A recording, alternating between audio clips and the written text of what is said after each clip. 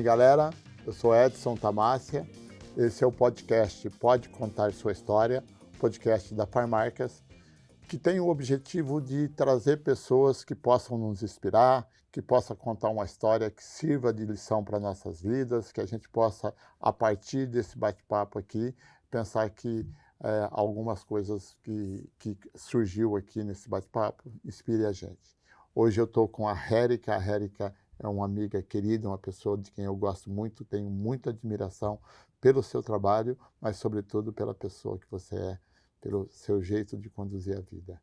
Nossa, que honra! E essa introdução, então, ficou melhor ainda. Muito obrigada, Edson. É um prazer estar aqui. É sempre muito alegre, é sempre um inspirador ver como você conduz o seu time, as pessoas que ficam do seu lado. E eu quero ter sempre a honra de ser chamada de amiga também. Maravilha. A Hérica, então, é diretora de marketing da Neoquímica, um cargo extremamente grande dentro de uma das maiores empresas da indústria farmacêutica, um dos maiores fabricantes de medicamentos do Brasil, se não a maior, e tem dentro desse contexto uma complexidade de marcas, uma complexidade de trabalho, de responsabilidade muito grande. E a gente pode, obviamente, começar o nosso bate-papo, né, Hérica, falando do atual, mas eu quero voltar lá no passado, voltar lá no começo dessa origem de tudo até você chegar aqui, como você chegou e o que isso transformou sua vida, o que isso pode servir de inspiração. Mas fala um pouco, neste momento, o seu trabalho, o que você faz na Hypera Neoquímica. Bom, eu tenho a honra de trabalhar com uma das maiores marcas de medicamentos do Brasil, né? Então, assim, eu nunca imaginei, pela minha trajetória, vocês vão conhecer aqui um pouquinho, que um dia eu poderia, né, trabalhar com uma marca tão grande, com uma responsabilidade tão grande, que é de levar, né, acesso à população brasileira a medicamentos de um custo viável, né, de uma escolha bacana. Eu trabalho hoje eu estou diretora de Neoquímica, de marketing. Fiz a minha carreira em várias outras empresas, mas lá o meu objetivo principal é conduzir essa marca para um caminho onde ela consiga construir o seu propósito, né, que é viabilizar ou dar acesso às famílias brasileiras a ter medicamentos que são de qualidade e acessíveis. Então, só isso já me deixa feliz em trabalhar com essa possibilidade, né, numa indústria que trata disso. Eu tenho uma equipe de quase 20 pessoas que cuidam tanto dos remédios que são genéricos quanto dos medicamentos similares. Então, são pessoas também extremamente engajadas com o propósito da marca, são pessoas que estão ali para fazer com que as marcas se expressem e consigam passar seu posicionamento da melhor forma possível. E é uma delícia. Eu realmente estou super animada, estou há só 9 meses na função, mas eu acho que eu me encaixei. Legal. Eu vou falar da função anterior, até porque a gente tinha uma relação, talvez naquele momento mais próxima, por causa do trabalho, mas além das marcas, obviamente, você cuida da marca Neoquímica. Exato. E a marca Neoquímica hoje está muito ligada ao futebol, muito ligada ao esporte, de um modo geral. Como é que é essa administração dessa outra parte do mundo esportivo, da marca, de trabalhar com a marca, de trabalhar com tantas outras frentes, que é só para dar visibilidade a essa marca? Essa função ela é boa exatamente por isso, porque ela traz um pouco dessa versatilidade do que é o mundo do marketing. Não é só cuidar de produto especificamente, né? Tem uma marca institucional extremamente pesada ali por trás, suportando tudo que a gente traz de produto, que toda hora tem que mudar a chavezinha, sabe? Putz, aqui eu tô falando de institucional, é uma marca que é extremamente engajada com saúde e esporte nessa agenda tem um papel muito importante e, ao mesmo tempo, cuidar de desenvolvimento de produtos, que começam, os produtos que eu estou começando a pensar agora, eles só vão chegar no mercado em 30, né, 20 e 32, então são pipelines extremamente longos, né? Então, é bom isso, porque você tem a gestão do patrocínio, a gestão da marca como um todo, como que você vai se expressar, como é que você vai criar aquela marca e fazer com que as pessoas se apaixonem, se conectem. troquem, se conectem e o farmacêutico entenda que aquilo ali é realmente um produto bacana. Legal. Mas nós não viemos aqui para falar de neoquímica, nós não viemos falar para de pera. Que bom, O programa, né? o nosso programa é Pode Contar Sua História. Então vamos contar a sua história. Vamos voltar. É longa, hein? Ela tem Vamos- muitos anos aí, eu não tenho vamos nada voltar lá voltar jovenzinha, né? lá do começo, lá do início, lá de Pernambuco, lá onde você começou o seu desafio da vida e como que se deu isso, porque eu posso dizer, eu vou já adiantar, você vem de origem pobre, você vem de uma família eu não sei se a gente pode chamar de classe média baixa, mas é uma origem humilde, e que você se desafiou e você chegou até aqui, você foi fazendo, trilhando o caminho. Queria ouvir um pouco dessa história lá do começo, lá Nossa. do início de tudo isso. Bom, eu sou de Ribeirão, é uma cidade do interior de Pernambuco. Eu vou Tem fazer lá- a mesma pergunta que eu fiz agora há pouco para você. Qual é a distância? Ah, a distância. Eu não sei a distância direito, não. Dá mais ou menos 2h30, 3 horas de Recife, porque a estrada é tão ruim que Talvez seja perto, só a estrada talvez que é seja ruim. perto, a estrada é que é meio ruim. Uhum. Tem menos de 50 mil habitantes. E eu fui criada a maior parte do tempo lá. Eu morei entre Ribeirão e Recife, eu fui e voltei, né? Porque meus pais se separaram, então teve aí uma trajetória que eu morava em Ribeirão, depois eu fui para Recife, voltei para Ribeirão, depois voltei para Recife. Então tem aí uma estrada, né? Uma história de mudança. É uma cidade extremamente simples, mas o que eu sempre, né, pensei quando eu nunca almejei estar no lugar onde eu estou. Eu sempre achei que eu podia fazer um pouquinho mais. E nesse um pouquinho mais, um pouquinho mais, um pouquinho mais, é que eu fui construindo o que hoje eu acho que é uma trajetória bacana. Não só uma trajetória profissional, mas uma trajetória de vida mesmo, né? Contar a história, que não é uma história tão simples, de uma forma divertida, de uma forma alegre, é o jeito que eu acho que vale a pena, né? Porque não é se vitimando que a gente vai conseguir chegar em algum lugar. É tirando das situações mais difíceis algo que a gente possa ser impulsionado, né? Ser movido para tentar alguma coisa diferente. Você Então, fez faculdade em Recife? em Recife. Eu morei em Ribeirão até mais ou menos uns 15, 16 anos de idade. E aí depois eu fui para Recife porque cidade de interior, e eu acho que a maior parte das pessoas, talvez algumas pessoas conheçam um pouco mais que outras, não tem muita escola que te dê a oportunidade de você fazer uma faculdade. É difícil, sabe? Então eu ainda estudava numa escola bacana em Ribeirão, mas para eu conseguir passar numa faculdade, eu precisava ter um pouco mais de repertório de vestibular, ou então, e eu sempre fui muito estudiosa, muito estudiosa. Eu não era, assim, eu sempre fui muito esforçada, né, para nunca ter problemas em dizer assim, não, isso aqui não consegui porque eu não tentei. Então, a gente saiu de Ribeirão e foi para Recife exatamente para eu conseguir fazer o que era o científico antes. Agora tem uns números diferentes aí, mas eu não sei nem explicar direito. E aí sim eu fui para uma escola de pré-vestibular, para me preparar para a faculdade. E aí era uma preparação extremamente, né? Eu sempre fui muito rígida comigo. Às vezes até agora eu tenho que ser um pouquinho mais generosa, né? Tá bom.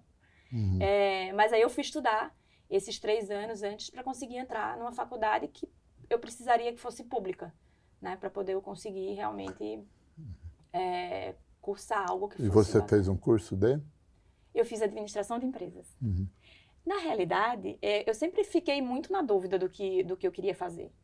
E eu achei na administração de empresas algo versátil o suficiente para que eu pudesse me encaixar em algumas áreas que fossem possíveis. Porque às vezes, e principalmente quem vem de uma cidade muito pequena e quem, né, não tem um patrocínio ou uma situação que te ajude, ou, né, um pai que já seja um médico ou um engenheiro que te dê um suporte, eu achei que era o mais, né, fluido possível. Eu poderia ter uma carreira que eu poderia trabalhar em várias áreas e que me permitiria um crescimento aí um pouco...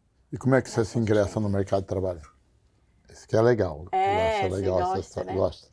Bom, eu sempre fui muito curiosa, né? Muito curiosa para descobrir coisas novas. Eu fiz alguns estágios, mas assim, de verdade, para dizer assim, esse aqui é o que está no meu caminho, esse aqui é o que eu quero seguir, eu comecei a trabalhar na Unilever. Então, eu trabalhava na Unilever, que tinha uma unidade fabril lá em Pernambuco. Né? Então, só para situar, tem Jaboatão dos Guararapes, Recife, Olinda, e aí vem outras cidadezinhas. Então, eu comecei a trabalhar nessa cidade, na Unilever, e eu tinha que sair de Jaboatão dos Guararapes. Eu pegava uma Kombi até Recife, porque o ônibus não ia até lá, pegava um fretado, saía de Recife, Olinda, ia até Igaraçu para trabalhar nessa fábrica. Então, era assim, uma jornada de 2 horas e meia que eu tinha que me virar para conseguir E fazendo dar faculdade. Então, aí eu ia para a fábrica. Era uma fábrica interessante, eu vou contar um pouco sobre o que era que a fábrica fazia. E aí, de noite, eu voltava e ia para a faculdade. Então, eu saía de casa às 5 horas da manhã e voltava às 11 e pouco, meia-noite, porque eu tinha que pegar também algumas caronas para voltar para casa, porque era perigoso. Eu não morava perto do ponto de ônibus. Eu tinha que entrar ainda para chegar na minha casa uns 5, 6 quarteirões. Então, ou eu pegava uma carona, ou eu apressava o passo, que era para poder chegar rápido em casa e não ter problema aí no meio do caminho. Então, e essa fábrica era uma fábrica super interessante da Unilever, que era um projeto, chamava Everyman.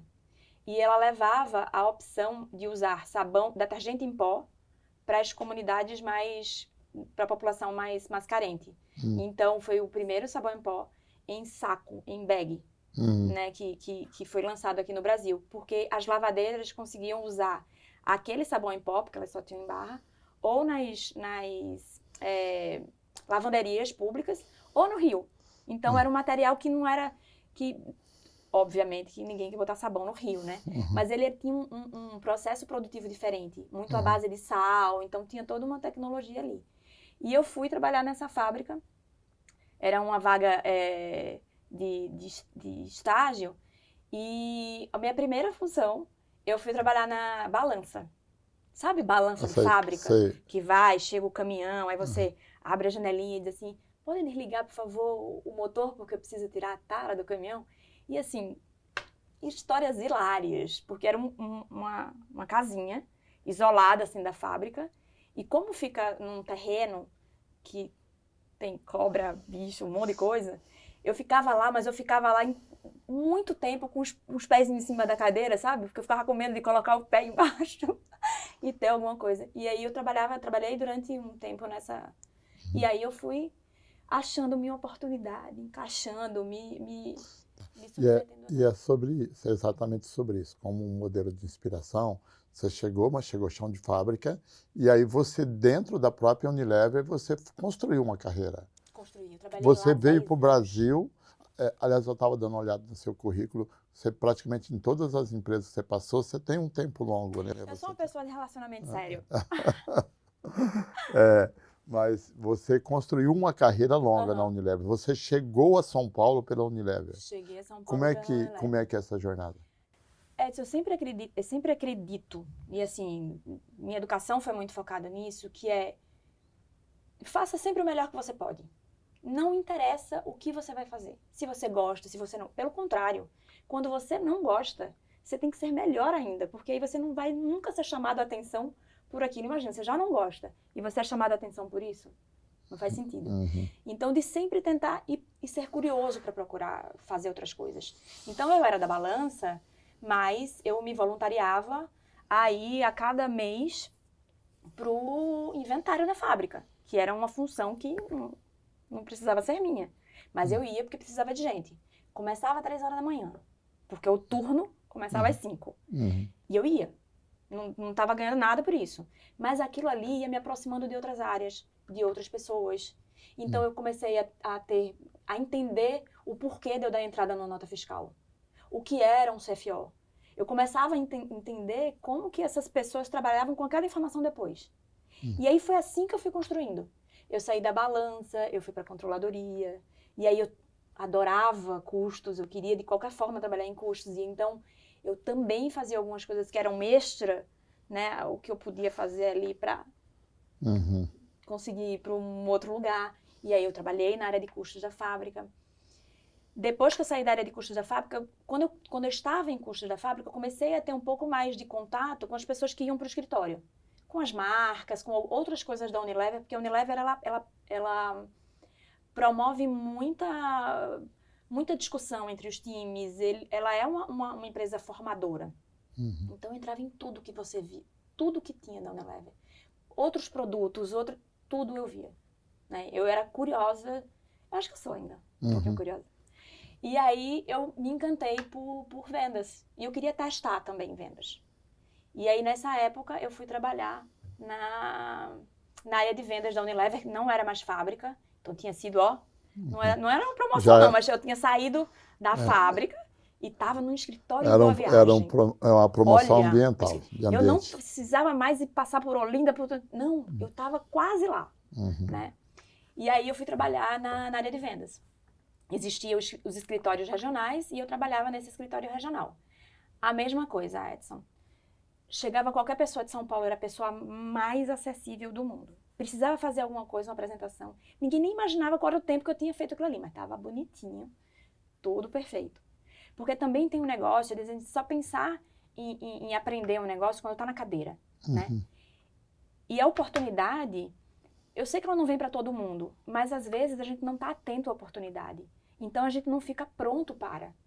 Então, você está pronto para quando a oportunidade chegar, é a melhor forma daquilo ali ser um pouco mais fluido. E você sofrer menos, ou você se sentir menos incapaz, entendeu?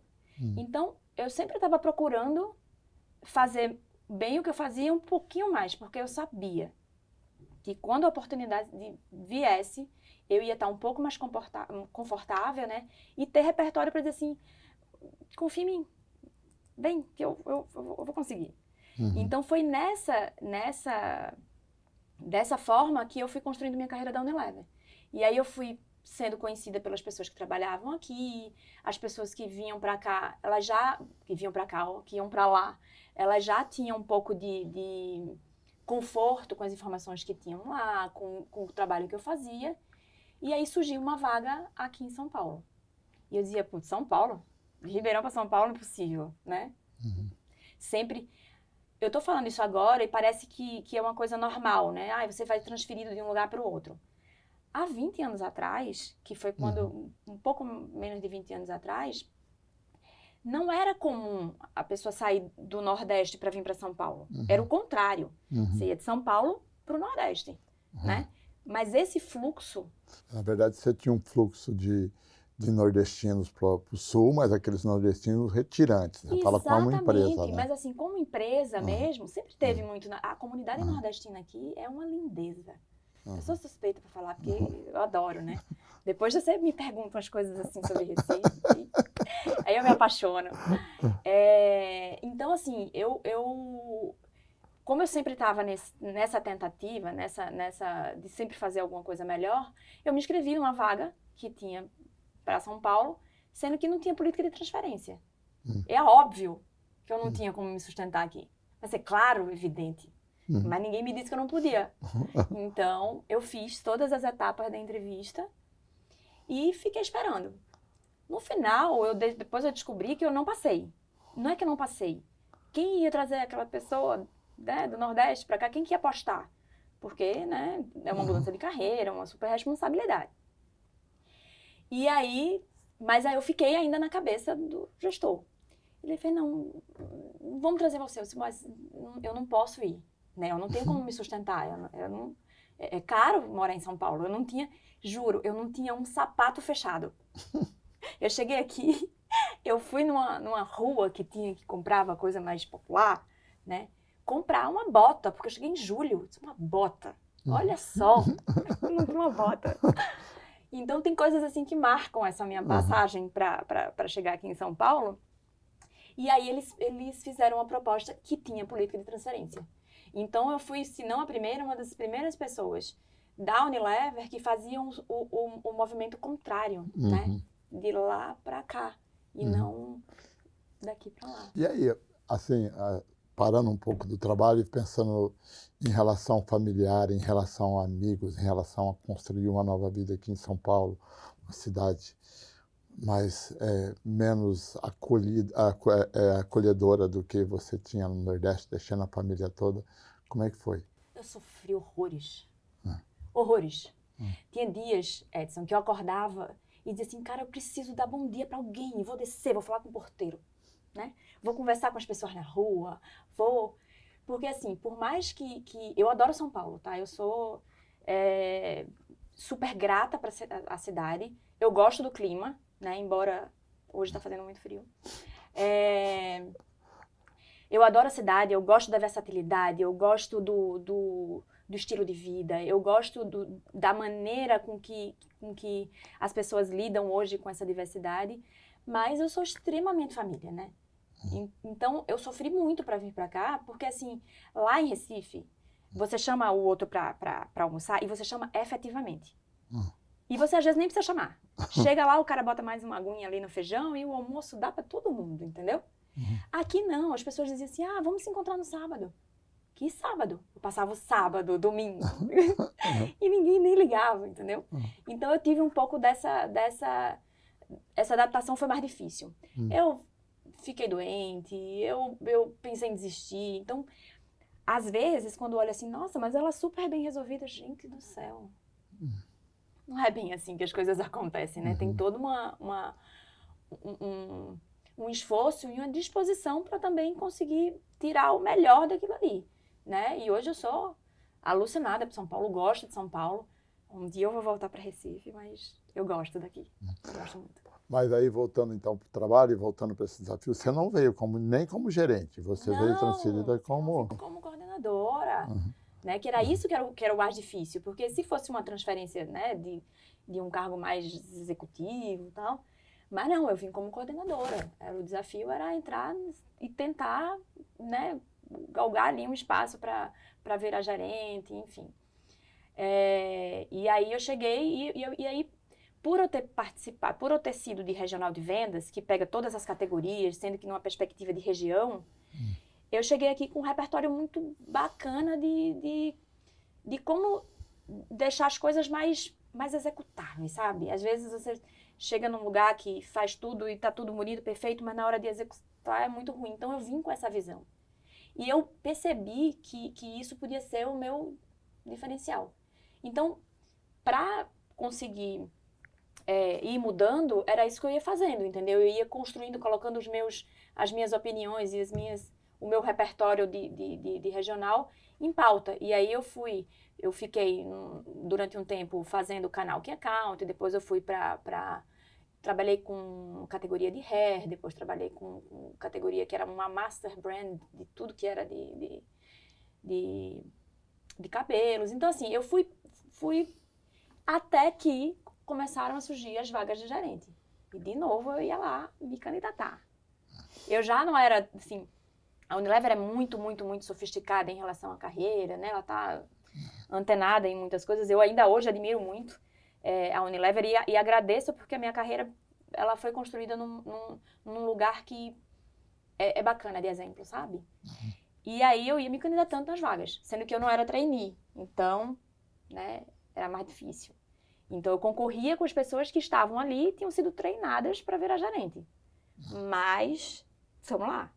Então eu ia participando e quando apareceu a primeira opção para mim, a primeira vaga que disseram assim, putz, vai ser a Hérica agora. Era em Goiânia. Eu não tô acreditando. Goiânia. Eu já estava aqui em São Paulo, eu já ia... Mas aí uma pessoa que eu admiro muito, que trabalhava na Unilever, ela olhou para mim e disse assim, Hérica, você tá no banco, minha querida. Joga em qualquer posição. Eu sei que você vai em qualquer posição, você vai se dar bem. E aí foi aí que eu fui, putz, realmente eu tô no banco, né? Vamos jogar na posição que for. E foi a melhor das minhas experiências, até hoje, de carreira. Mas você chegou a morar em Goiânia? Eu ia e voltava, porque eu tinha acabado de comprar um apartamento aqui, Edson. Eu tinha acabado de fazer uma dívida, assim, pra vida. E aí eu ia e voltava, eu fazia dava um jeito de casar as reuniões que tinham que vir pra cá, ou então pegar aqueles voos estranhos que... E nessa época eu fazia Centro-Oeste e Norte. Então eu viajava que assim, chegava domingo, sabe? Quando vai chegando o Fantástico, você vai ficando murcha, porque você sabe que você vai pegar.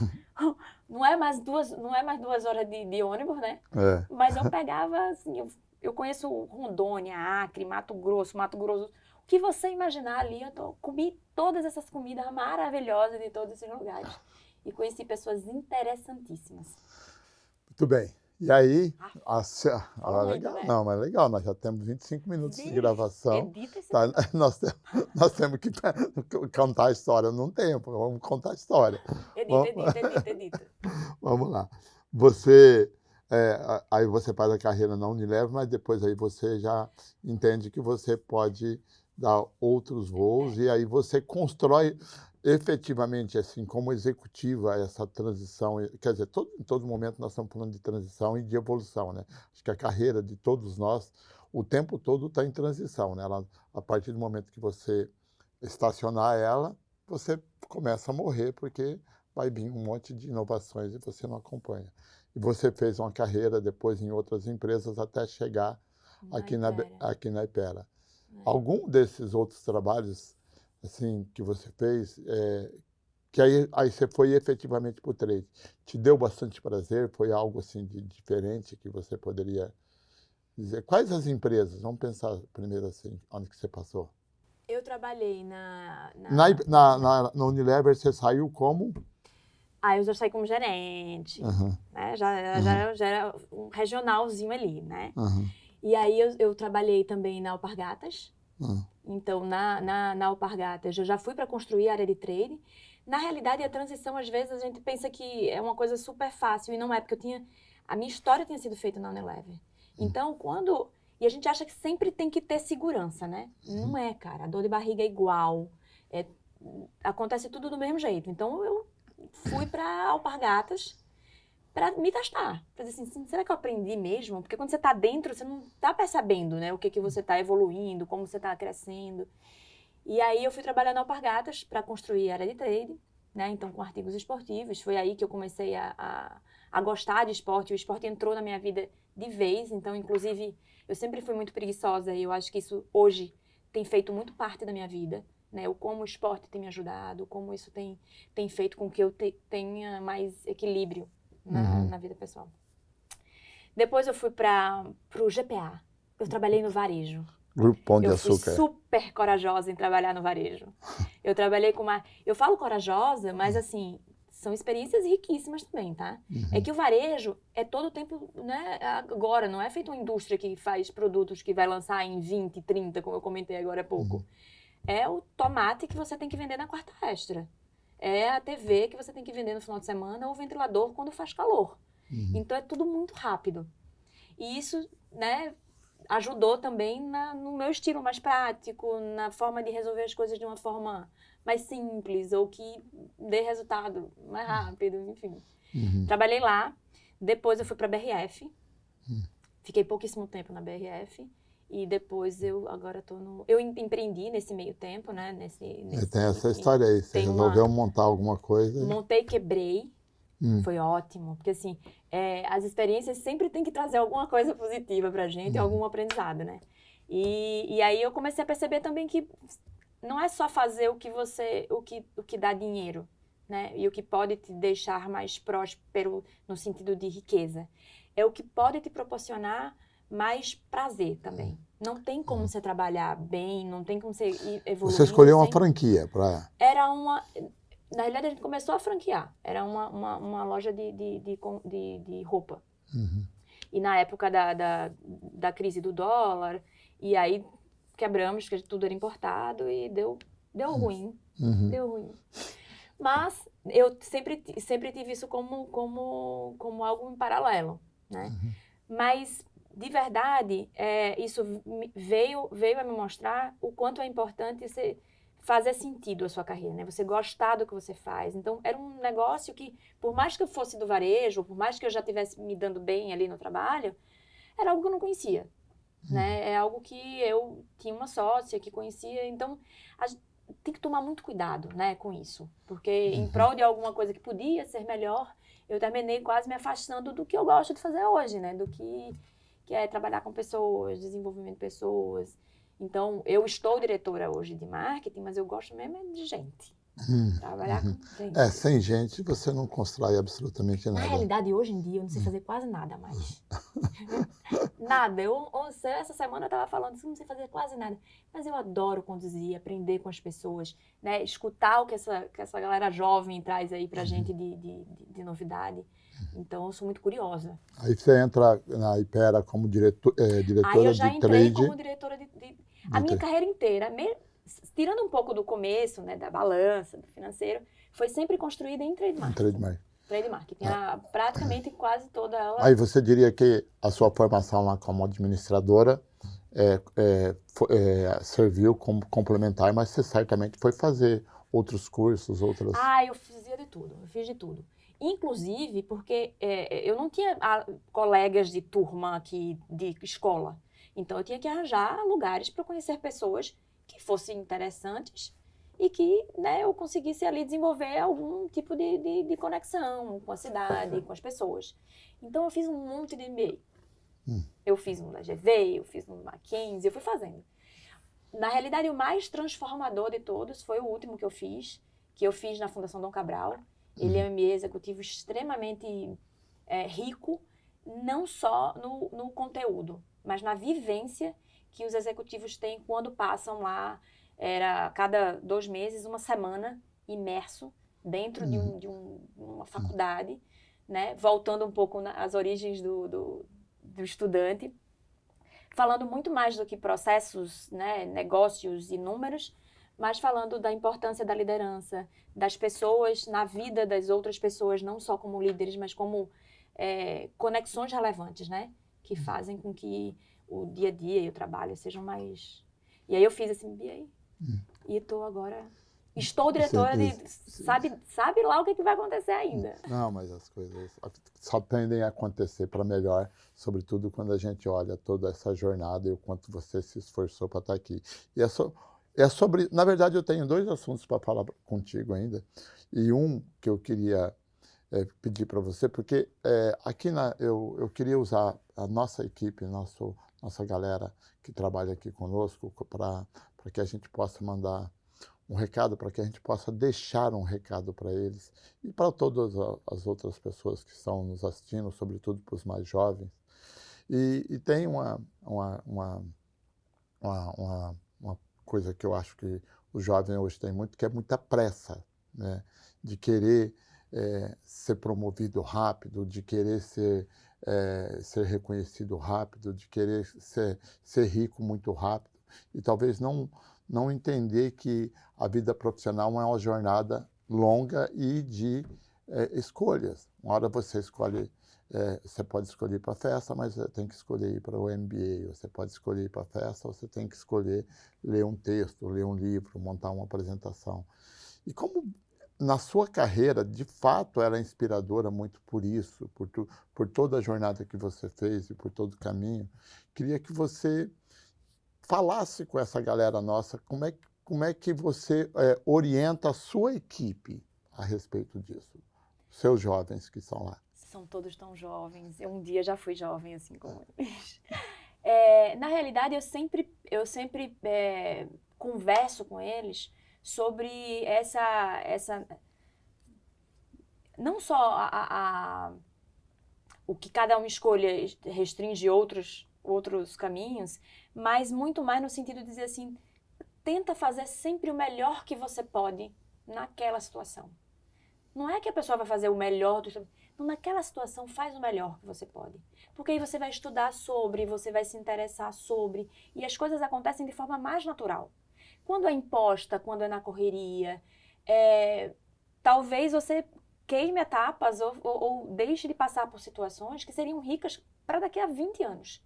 Então, hoje eu lembro de algumas situações extremamente desfavoráveis de 30 anos atrás, que eu nunca imaginei que serviriam para mim de repertório hoje, para eu conversar com uma pessoa de um time meu, para eu dizer que aquilo ali faz parte do processo. E essa pressa, eu entendo a pressa, né, porque eu tenho várias pessoas jovens comigo hoje, elas terminam fazendo com que as pessoas queimem essas etapas de aprendizado, né? E não tem coisa mais legal do que você chegar numa próxima etapa com legitimidade, sabe? com segurança. Uhum. Termina que é mais rápido. Porque imagina se você queima etapas e você vai passando por situações que não precisariam você passar se você tivesse construído um repertório um pouco maior. Uhum. Então, a pressa, muitas vezes, ela esbarra lá na frente, quando você não precisaria mais estar passando por isso. Uhum. Então, essa capacidade de voltar a centrar e pensar, poxa, será que isso aqui tem algum objetivo na minha vida? Será que isso aqui pode ser interessante para mim no futuro? Então, muito cuidado com a pressa, né? Vamos fazer o melhor que a gente pode fazer com as ferramentas que a gente tem, que o que tiver vai acontecer. Uhum. Isso virá Agora, de alguma forma.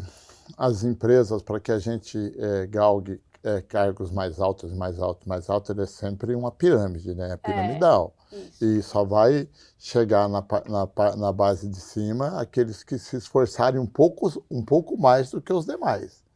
Se você tem, dentro de um processo competitivo, 20, 30 pessoas trabalhando ali na mesma área, aquele que vai ascender eventualmente é aquele que se esforçou um pouco mais. Que se dedica um pouco mais, obviamente. Tem que ter dedicação e a dedicação, né?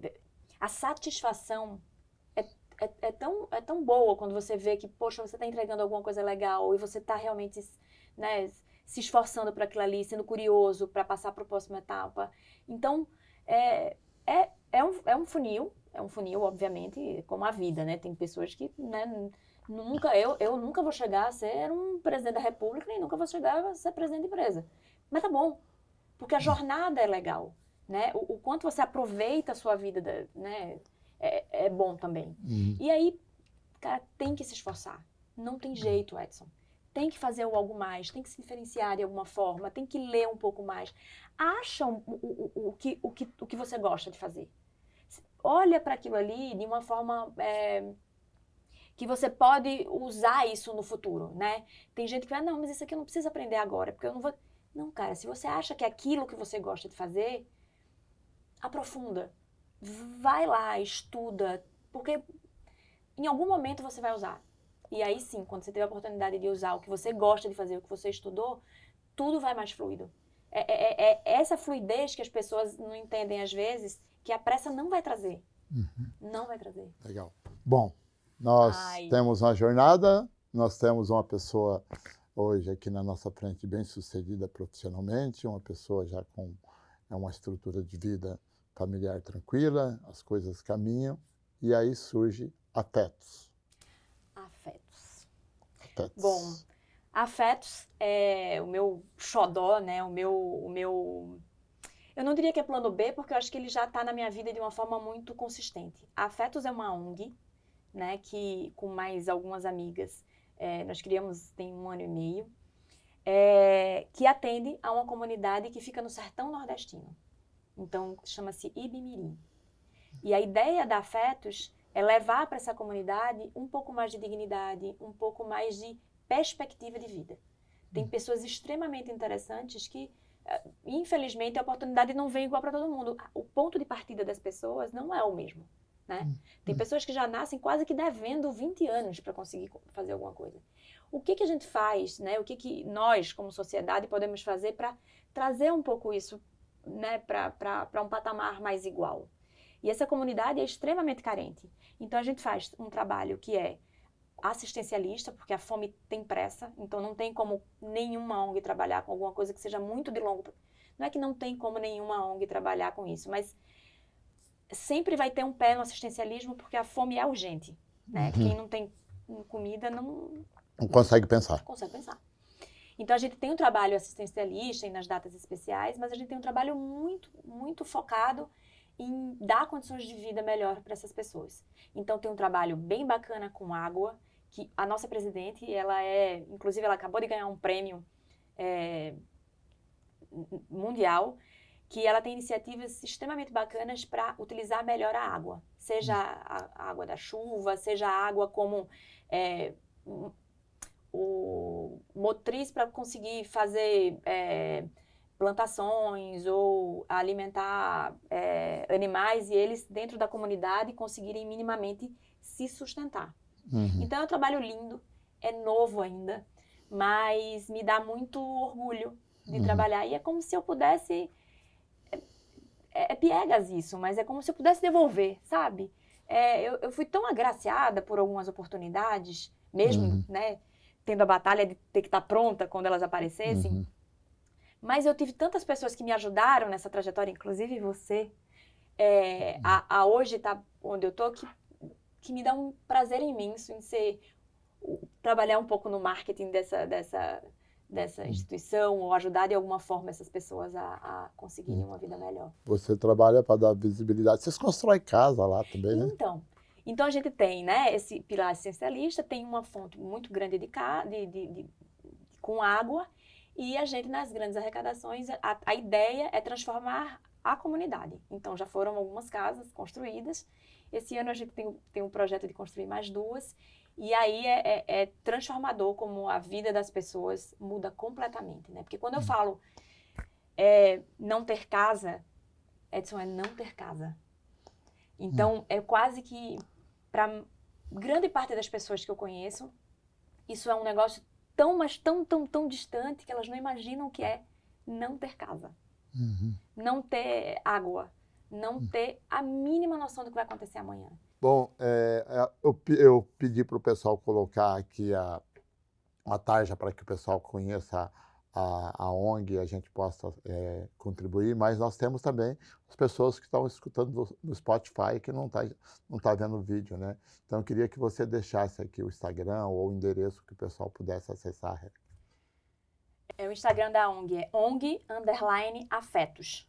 E lá no link da bio tem todas as instruções para fazer doações, para seguir, para curtir, para participar, para vibrar, né? Se você não pode participar, né? Para vibrar com a gente, para compartilhar essa história bacana que a gente está construindo junto. Legal. E lá você também é diretora de marketing? Não sou diretora de marketing. Lá eu sou, na realidade tem uma outra pessoa que cuida de marketing lá, mais próximo, mas aí eu faço de tudo que pedirem. O que quiserem eu faço. Eu, inclusive, sou um contribuinte. Então, ele já é um contribuinte mensal. Opa. É porque o difícil, né? Não é o ruim, o difícil das ONGs não é fazer ações que são assistencialistas de Natal, Dia das Crianças. Isso você faz e você arrecada, porque todo mundo está mais sensível naquela situação. O difícil é manter, né? Então, você conseguir... Você tem que ter os mantenedores. E às vezes Exatamente. é R$50, é 30, é 20, não é né? nada. Às vezes, aqui em São Paulo, a gente paga R$30 no estacionamento, R$30. Ele abastece, assim, ele dá alimento uma semana para uma criança. Ele consegue fazer com que R$30 um pouquinho, a gente consegue levar absorvente para todas as mulheres da região que não trabalham quando estão menstruadas, porque elas não têm como sair de casa. Usam miolo de pão, muitas vezes, para ter um pouco mais de conforto durante o dia. É que, por mais que a gente saiba, é chocante ver e é chocante ouvir alguém falando sobre, né? Então, quem sabe, né, um dia depois eu volto para Recife e eu consigo dar continuidade com mais, porque eu sou a única que não moro lá. Então, todas moram em Recife, né, e conseguem ter um pouco mais de contato. Mas cada um contribui com o que quer e com o que pode, e eu sou exemplo disso, né? Maravilha. Bom, galera, é isso. Acho que vocês... não tenho certeza que vocês perceberam que a gente poderia ficar aqui mais um tempão conversando. Nós tínhamos assunto, nós nem conseguimos falar de toda a carreira profissional da Érica. Nós acabamos não falando um pouco de outros assuntos que eu tenho certeza que renderia bastante. A Érica tem sido, além de uma amiga, uma inspiração. A Érica tem feito palestra para a nossa equipe, falando também, contando um pouco dessa história para servir de inspiração. Está na nossa Semana de Valores, é uma das nossas palestrantes para poder contribuir aqui com o nosso desenvolvimento. Queria demais te agradecer. Obrigado, tá? Obrigado mesmo. Eu que agradeço. Né? É sempre um prazer estar aqui. E a gente não pode esgotar o assunto, porque senão você não me chama mais outras vezes. Eu vou te chamar, com certeza. Tá bom. Então, super obrigada. Pode contar sua história. Obrigado mesmo, tá, galera? Obrigado de coração. E a gente volta com novas histórias inspiradoras no próximo momento, tá? Beijo a todos.